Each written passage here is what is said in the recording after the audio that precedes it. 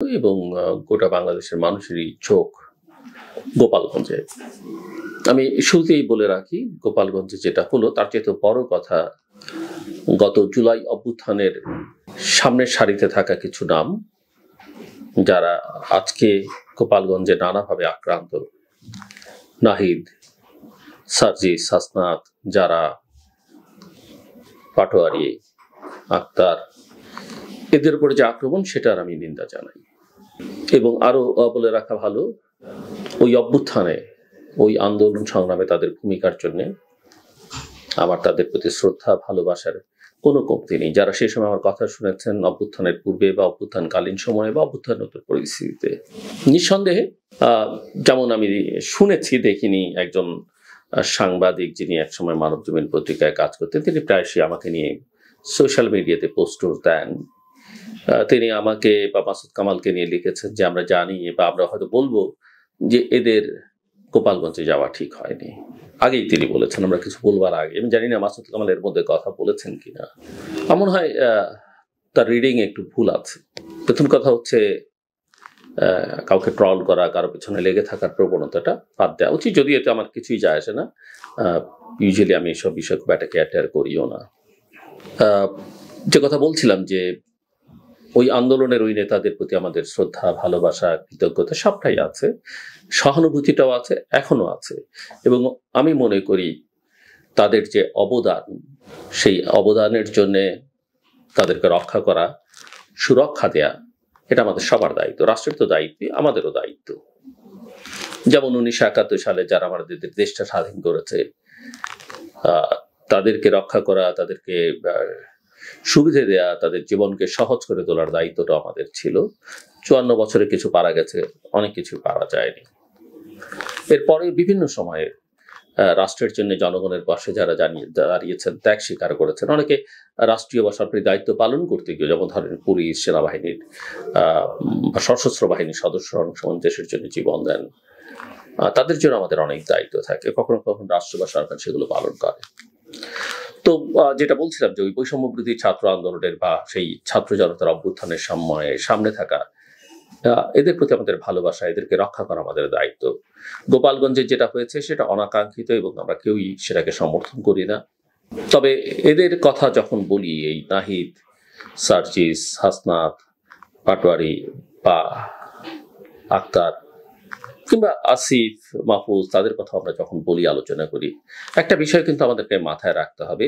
বিশেষ করে আমার এই ছোট ভাই বোনদের মাথায় রাখা দরকার যে তারা কিন্তু সেই জায়গাটিতে এখন আর নেই। তারা এখন একটা রাজনৈতিক দলের সদস্য। মাহফুজ এবং আসিফ হয়তো সেটা বলবেন না, অফিসিয়ালি তারা সদস্য নন, কিন্তু সবাই জানেন তাদের এক ধরনের কানেকশন আছে এই দলটির সঙ্গে।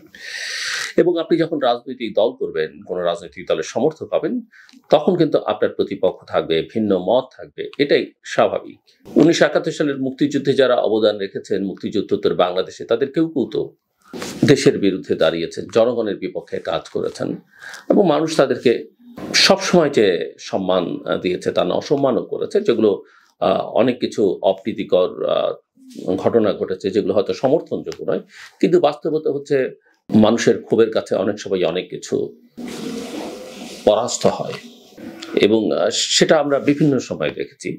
ইভেন ধরেন যে 90-এর গণ অভ্যুত্থানেও যারা ভূমিকা রেখেছেন বা এরশাদ বিরোধী আন্দোলনে যারা ভূমিকা রেখেছেন, তাদের অনেকে কিন্তু একটা সময়ে কিন্তু এরশাদের সঙ্গেও যোগ দিয়েছেন আন্দোলন চলাকালীনই। এমনকি 14ই ফেব্রুয়ারি যে ঐতিহাসিক ছাত্র জনতার আন্দোলন, যে কর্মসূচি ছিল, সেই মিছিল থেকে বেরিয়ে গিয়ে কিন্তু তৎকালীন ডাকসুর জেনারেল সেক্রেটারি জিয়াউদ্দিন বাবলু এরশাদ সরকারে যোগ দিয়েছেন। ইতিহাসে এগুলো ঘটে, ইতিহাসে এগুলো ঘটে। সো এই ছাত্রদের প্রতি আমাদের ভালোবাসা যাই থাকুক না কেন, এবং আমি মনে করি যে তাদেরকে রক্ষা করা যে কোনো বিপদ থেকে আমাদের সকলের দায়িত্ব, কিন্তু একই সঙ্গে এটা আমাদের মাথায় রাখতে হবে, তাদেরও মাথায় রাখতে হবে যে তারা একটা রাজনৈতিক দলের নেতা, সদস্য, এবং রাজনীতিতে তাদের ভিন্ন মত আছে। এই ছাত্ররাই ধরুন 5 তারিখের পরে বা 8ই আগস্টের পরেও যদি আরো 1, 2, 3 বছর বৈষম্যবিরোধী ছাত্র আন্দোলন এই প্ল্যাটফর্মটাকে রক্ষা করতেন, সরকারকে গাইড করতেন, সরকারের অন্যায় অনিয়মগুলোকে বা অন্যান্য রাজনৈতিক শক্তিগুলোরও যেসব অন্যায় অবিচার তারা দেখতেন, সেগুলো নিয়ে সোচ্চার থাকতেন, মানুষ কিন্তু তাদের ওই সমপরিমাণ শ্রদ্ধাই হয়তো করতো বা ভালোবাসা দিত, তাদের কথা শুনতো। এমনকি আর তারা যদি সরকারে চোখ না দিতেন, হ্যাঁ, যে কোনো মানুষের রাজনৈতিক দল করবার অধিকার আছে, তাদের অধিকার আছে, তারা দল হয়তো করতেন, কিন্তু তারা যদি একটু সময় নিয়ে দলটা করতেন, তাহলে হয়তো অনেক মানুষই, তাদের বলবার দরকার হয়তো দেশের সাধারণ মানুষই অনেকে বলতেন যে আপনারা রাজনৈতিক দল করেন।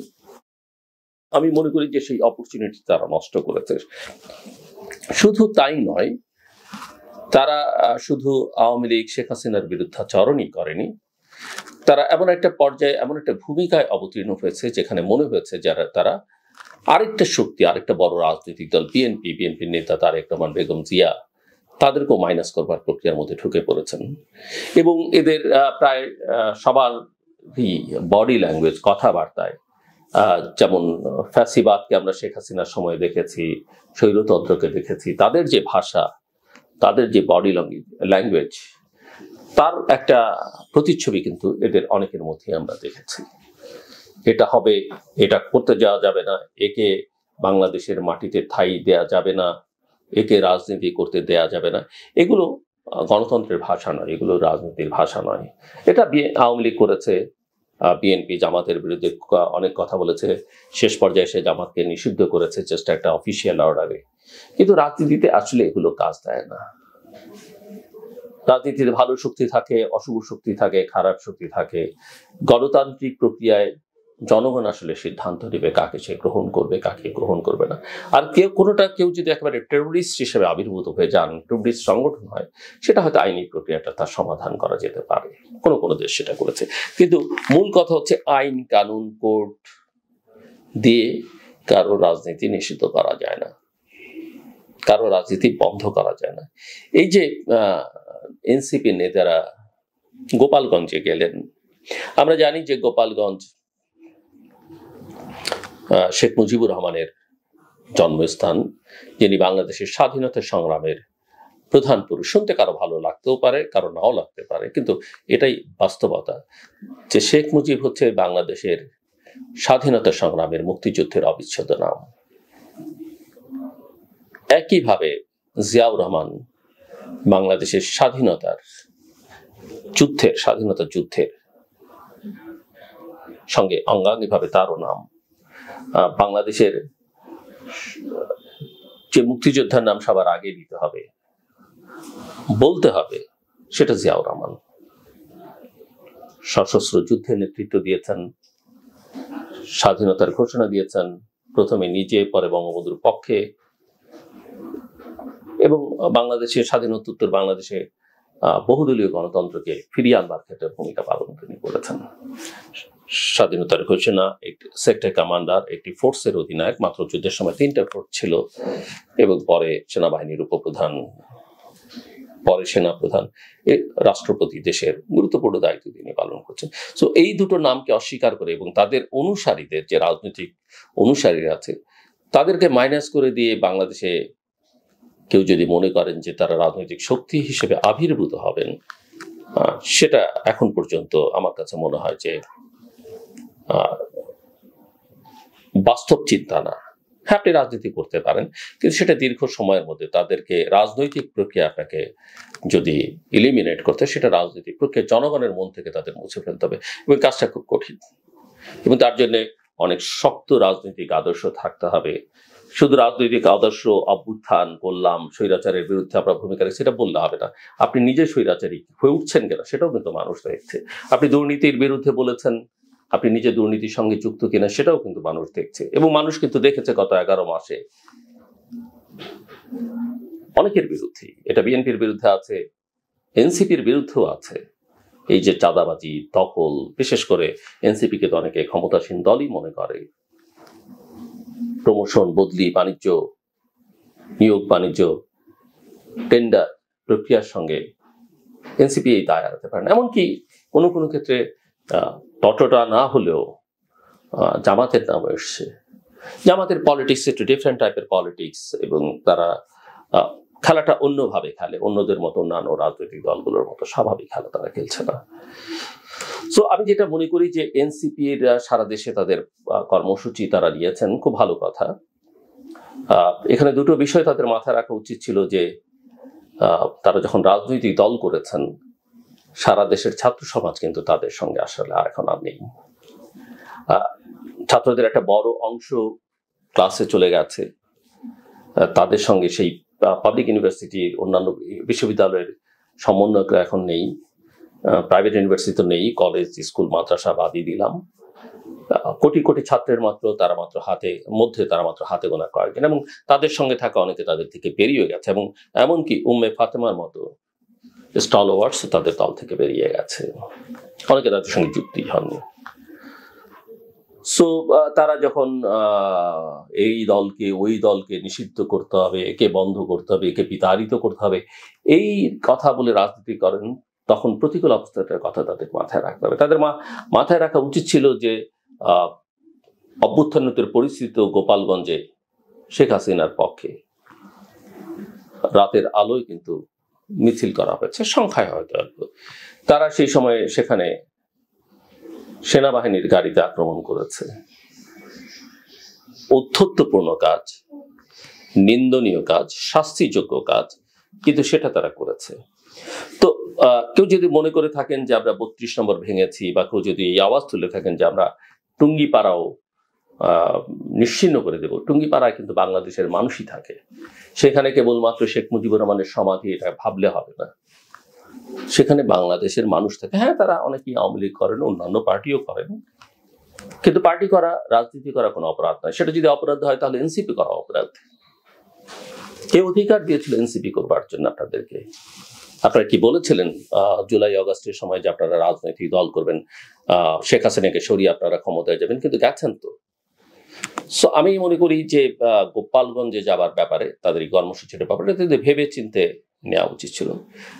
দেশের বিভিন্ন অঞ্চল, যেমন ধরেন যে ধারণা করা হয়, সবসময় কথা ঠিক না যে গোপালগঞ্জ সহ দক্ষিণবঙ্গে, বিশেষ করে ফরিদপুর বেল্টে আওয়ামী লীগের একটা ভালো সমর্থক গোষ্ঠী আছে। ইট ডাজন্ট মিন যে আসলে সেটা একেবারেই প্রমাণিত সত্য, সবসময় আওয়ামী লীগ সেখানে যেতে, তারা ফ্রি ফেয়ার ইলেকশন হলো, অন্যান্য দলও সেই সব জায়গায় কখনো কখনো জিতেছে। যেমন ধারণা করা হয় বগুড়া, নোয়াখালীতে, এখানে একদম বিএনপির জয় জয়কার অবস্থা, বিএনপিকে সেখান থেকে নাড়ানো সম্ভব। তো এগুলো আসলে, রংপুরে আপনি জাতীয় পার্টি, কোথাও কোথাও কক্সবাজার বা সাতক্ষীরাতে জামাতের কিছু ফুটপ্রিন্ট আছে, বেশ শক্ত। এগুলো কিন্তু মাথায় রেখে আপনি কর্মসূচি নিতে পারবেন, এবং কর্মসূচি দিয়ে আপনারা গেলেন এবং একটা প্রতিকূল পরিস্থিতির, অনাকাঙ্ক্ষিত পরিস্থিতির শিকার হলেন, যেটা নিন্দাযোগ্য এবং শাস্তিযোগ্য যারা এটা করেছে। সেখানে পুলিশ গেল, সেনাবাহিনী গেল, এবং তাদের গিয়ে পুরো পরিস্থিতি নিয়ন্ত্রণে আনতে হয়েছে। 144 ধারা জারি করা হয়েছে। কিন্তু এটা মাথায় রাখতে হবে যে আপনাদের কিন্তু লোকজন সেখানে ছিল না, যাদের দেখা গেছে কিছু কিছু জাস্ট অনলাইন পোর্টাল বা কিছু সাংবাদিক ছাড়া আপনারা যেরকম মনে করেছেন যে মানুষ সেই আগের মতো ঝাঁপিয়ে পড়বে আপনাদের ডাকে, বা অবস্থাটা কিন্তু সেরকম নয়। কাজে আপনাদের প্রস্তুতি নিয়ে আসলে সেখানে যাওয়া উচিত ছিল, অথবা আপনাদের সেরকম নেগেটিভ অ্যাটিটিউড নিয়ে সেখানে যাওয়াটা ঠিক হয়নি। দ্বিতীয় কথা হচ্ছে যে এই যে কর্মসূচি আপনারা করলেন এবং সেটা সফল হলো, তাতে করে মানুষ কি দেখল, এবং এটাও দেখা যাবে যে সার্জিস আলম সেখান থেকে গোটা বাংলাদেশের মানুষকে গোপালগঞ্জে যাবার জন্য বলেছেন, আহ্বান জানিয়েছেন, কিন্তু মানুষ কি গেল? এ থেকে আপনাদের একটা জিনিসই বুঝতে হবে যে সেই অবস্থাটায় আপনারা এখন নেই। থাকে না একটা দেশ কখনোই। মুক্তিযুদ্ধোত্তর বাংলাদেশে 16ই ডিসেম্বর পর্যন্ত পরিস্থিতি এক ছিল, 16ই ডিসেম্বরের পর পরিস্থিতি আরেক বদলে গেছে। মুক্তিযোদ্ধাদের কথায় সব চলেনি, কারণ তখন দেশটা পুনর্গঠন করবার ইস্যুজ আছে, দেশটাকে সামনে নিয়ে যাবার ইস্যুজ আছে। তো একটা রাষ্ট্র ব্যবস্থা কিভাবে চলে সেটা কিন্তু আপনাদের মাথায় রাখা দরকার। অভ্যুত্থান করেছেন সেটা ভালো, কিন্তু অভ্যুত্থানের বুঝতে দেশটা চলতে হবে তো। কিন্তু দুর্ভাগ্য হচ্ছে যে আপনাদের কথায়, আপনাদের সঙ্গে থেকে, এবং বর্তমান সরকার এবং সরকার প্রধান নোবেল লরিয়েট, কিন্তু দেশটা কিন্তু চলছে না। সমস্যাটা কিন্তু এখানেই প্রধান। মানুষ হ্যাপি নয়, মানুষ প্রকাশ করছে না, কারণ মানুষ কয়দিন পর পর রাস্তায় নামে না, তার সময় লাগে।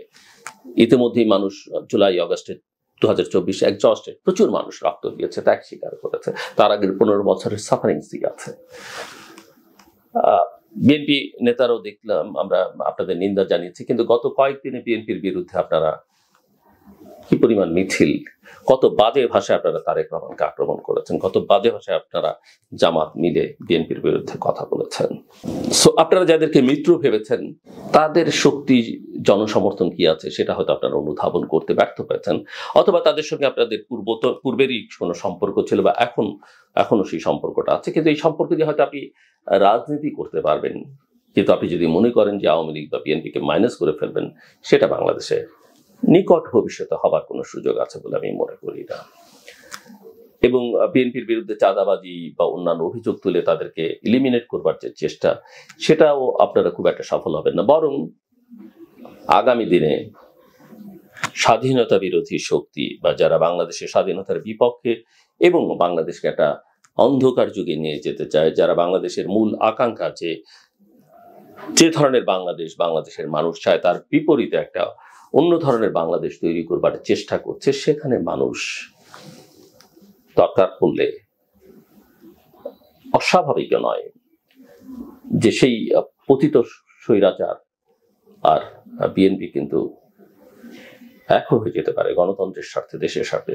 বাংলাদেশের ইতিহাসে আছে যে বিএনপি, আওয়ামী লীগ, জামাত একসঙ্গে আন্দোলন করেছে। বাংলাদেশের ইতিহাস আছে বিএনপির বিরুদ্ধে আওয়ামী লীগ, জামাত, জাতীয় পার্টি একসঙ্গে আন্দোলন করেছে।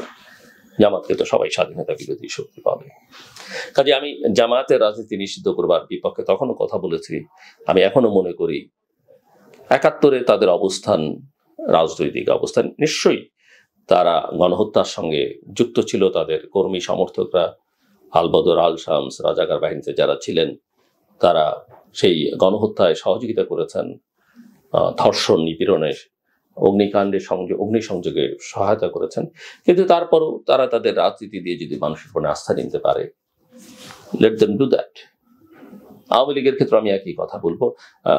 আমি মনে করি যে আওয়ামী লীগ যে ন্যাক্কারজনক কাজগুলো ক্ষমতায় থেকে করেছে, মানুষ সেটা ক্ষমা করবে না, করবে কিনা সেটা আমি জানি না ভবিষ্যতে, কিন্তু তারা নিজেরা, তাদের মধ্যে কোনো অনুশোচনা নেই, তারা ক্ষমা চায় না, এখনো ক্ষমা চায়নি। বাট তাদের রাজনীতি করবার অধিকারটা আপনি হরণ করতে পারেন না। সেটা করতে গেলে আপনার অধিকারও কেউ না কেউ ভবিষ্যতে হরণ করবে। সো বাস্তবতাগুলো কতগুলো স্বীকার করতে হবে।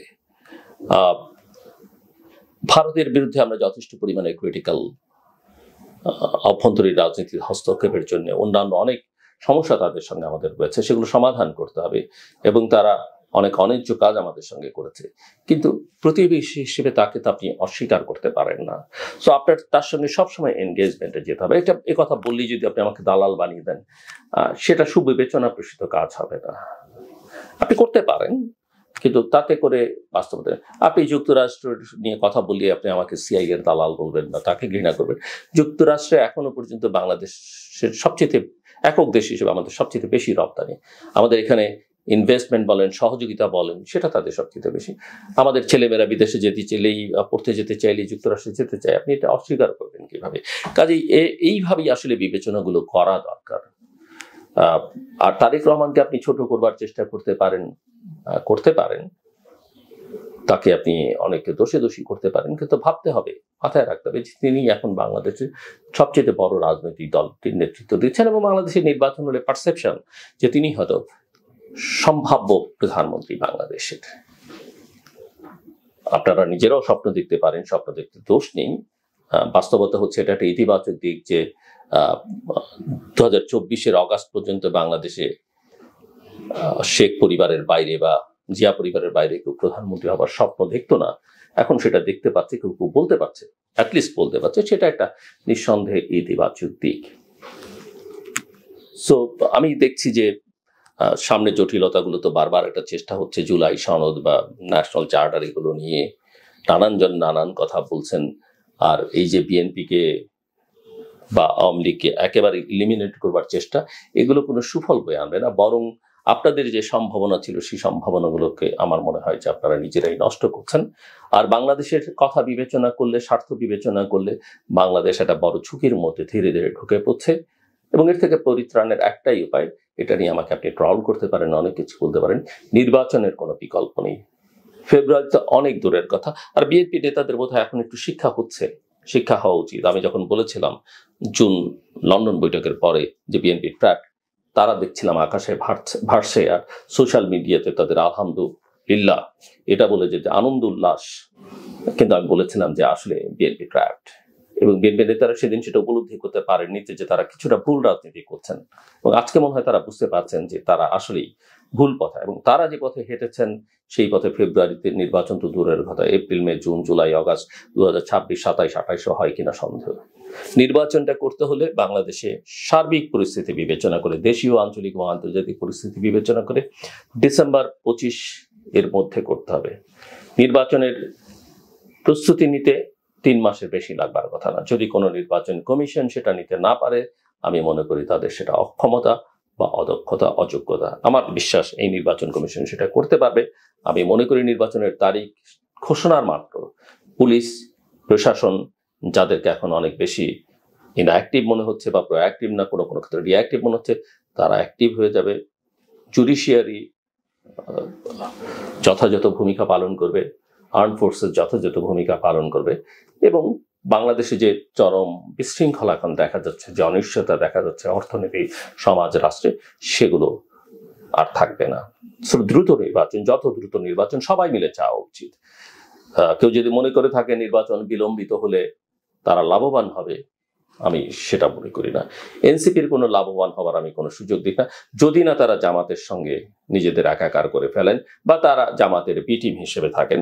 আমাদের কাছে তথ্য প্রমাণের দিনই কিন্তু অনেকের ধারণা যে এনসিপি, এবি পার্টি সহ কিছু কিছু রাজনৈতিক দল তারা বেসিক্যালি জামাতের উপরেই কাজ করছেন। আদারওয়াইজ লাভ যদি কিছু হয় সেটা জামাতের হবে, অন্য কারো লাভের কোনো সুযোগ নেই। তবে জামাত নিঃসন্দেহে বাংলাদেশের সবচাইতে সুশৃঙ্খল পলিটিক্যাল পার্টি। তাদের কাছে তাদের ইডিওলজিটা গুরুত্বপূর্ণ। এই ইডিওলজি অন্যরা খুব একটা চর্চা করেন না, বা তাদের নিজেদের যার যার ইডিওলজি আছে পলিটিক্যাল পার্টিগুলো, তারা এত কনসলিডেটেড ওয়েতে বা এত শক্তভাবে করে না যেটা জামাত করে, এবং বেশ organised political party, political force. কিন্তু ইতিহাসে জামাত তার জন্মলগ্ন থেকে ইতিহাসের বিভিন্ন পর্যায়ে তাদের রাজনীতিতে বহু ভুল আছে, এবং তারা অনেক ক্ষেত্রেই অনেক দূর এগিয়েও সফল হতে পারেনি, সফল হয়নি, কারণ ভুল রাজনীতি আসলে শেষ পর্যন্ত কোনো সাফল্য দেয় না। আমি কথা না বাড়াই, সমাধান একটাই, যেটা বলছিলাম যে নির্বাচন নির্বাচন নির্বাচন শেষ করবার আগে বলি, প্রত্যেকটা মানুষের আমি নিজেও যথেষ্ট সচেতন নই স্বাস্থ্য, বাট দুটো বিষয় খেয়াল করা দরকার। ঘুমটা মানুষের জীবনে খুব প্রয়োজন। অনেকেই মনে করেন আমি তো 3-4 ঘন্টা ঘুমালি আমার ফ্রেশ ঘুম হয়, সাময়িক, সেটা দীর্ঘমেয়াদে কোনো সুফল দেবে না। প্রত্যেকটা মানুষের আসলে জীবন 24 ঘন্টার সময়টাকে 3 ভাগে ভাগ করা উচিত। 8 ঘন্টা 8 ঘন্টা 8 ঘন্টা 8 ঘন্টা আপনি বিছানায় কাটাতে পারেন ঘুমিয়ে, তবে কোনো অবস্থাতেই 7 ঘন্টার কমে ঘুম নয়, 8 ঘন্টার বেশি না হয় ভালো। কেউ কেউ বিশেষ করে ছোটরা 9-10 ঘন্টাও ঘুমায়। 8 ঘন্টা আসলে আপনার দিনের আপনি বসে কাটাতে পারেন, আর 8 ঘন্টা দাঁড়িয়ে, সেটা আপনি হাঁটেন, দাঁড়িয়ে থাকেন, যাই করেন না কেন, 8 ঘন্টা বসে, 8 ঘন্টা ঘুমিয়ে বা শুয়ে, 8 ঘন্টা দাঁড়িয়ে, এই। আর প্রচুর পানি খাওয়া উচিত, প্রচুর পানি খাওয়া উচিত। তবে সবার জন্য না, যাদের কিডনির প্রবলেম আছে বা অন্যান্য প্রবলেম আছে তারা হয়তো ডক্টরের পরামর্শ খাবে, কিন্তু অন্যথায় আপনাকে সবসময় হাইড্রেট থাকা, এটা আপনার শরীরের জন্য কল্যাণ। আমার কথা শুনবার জন্য অসংখ্য ধন্যবাদ। আপনাদের সবার জন্য শুভকামনা।